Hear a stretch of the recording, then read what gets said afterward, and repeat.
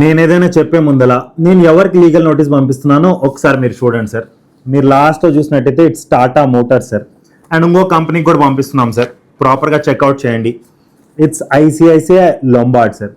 Sir నాకు కొంచెం ఊహ వచ్చిన తర్వాత నేను నమ్మే అతి పెద్ద కంపెనీలు అంటే ఇవే సార్. టాటా అంటే నమ్మకం, ఐసిఐసిఐ అంటే భరోసా. బట్ మా క్లయింట్తో ఏం జరిగింది అని మీకు తెలిసిన తర్వాత మీ నమ్మకం కూడా ఈ కంపెనీస్ మీద కొంచెం తగ్గొచ్చు. సో ప్రాపర్గా ఏంటంటే సార్, మా క్లయింట్తో ఏం జరిగిందో, మా క్లయింట్ 2025లో టాటా నెక్సాన్ అనే కార్ తీసుకున్నాడు sir.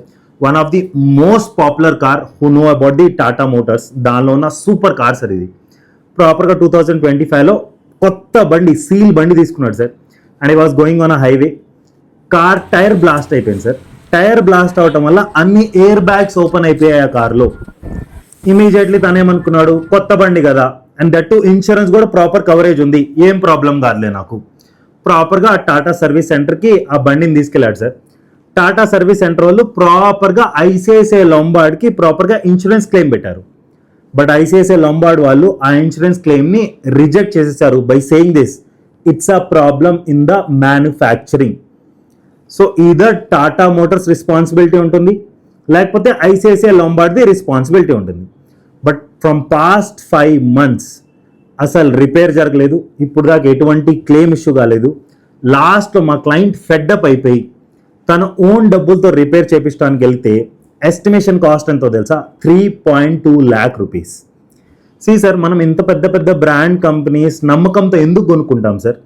Sir, Tata Nexon is a very good vehicle and Tata is the biggest company in India sir. And ICICI Lombard insurance అంటే ఆబ్వియస్లీ సార్ దానికన్నా పెద్ద నమ్మకమైన కంపెనీయే లేదు ఇండియాలో. వీళ్ళిద్దరితోటి ప్రాపర్గా బండి కొనుక్కున్నాడు, ఇన్సూరెన్స్ చేయించుకున్నాడు. ఏ నమ్మకంతో సార్? ఏమన్నా ఫ్యూచర్లో ప్రాబ్లం అయితే నాకు ఆబ్వియస్లీ ఈ కంపెనీస్ చూసుకుంటాయా? Correct or not sir? But from past 5 months repair జరగట్లేదు అంటే ఎంత దారుణం సార్ ఇది. Now we are pitching it to proper consumer forum sir. Manufacturing defect అయి ఉంటే 100% రిఫండ్ రావాలి, లేకపోతే కొత్త కార్ తోటి రీప్లేస్మెంట్ అవ్వాలి.